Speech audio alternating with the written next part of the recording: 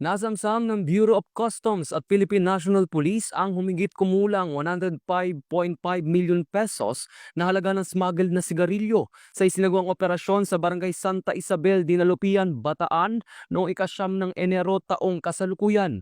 Ayon sa Bureau of Customs, ang operasyon ay alinsunod sa direktiba ni Pangulong Ferdinand R. Marcos Jr.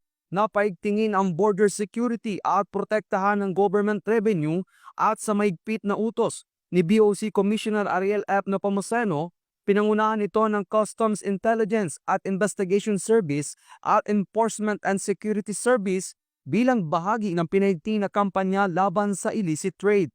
Sa loob ng isang compound, natuklasan ng mga otoridad ang 12 sasakyan na may kargang tinatayang 1,030 master cases ng mga sigarilyong may iba't ibang brand na may tinatayang halaga ng 105.575 million pesos. Batay sa packaging at inisyal na investigasyon, ang mga sigarilyo ay hinalang nagmula sa China, Vietnam at Korea at target umanong ipamahagi sa mga lalawigan sa Region 2 at 3. Patuloy ang sinasagawang investigasyon para sa pagsampa ng kaukulang kaso laban sa mga sangkot.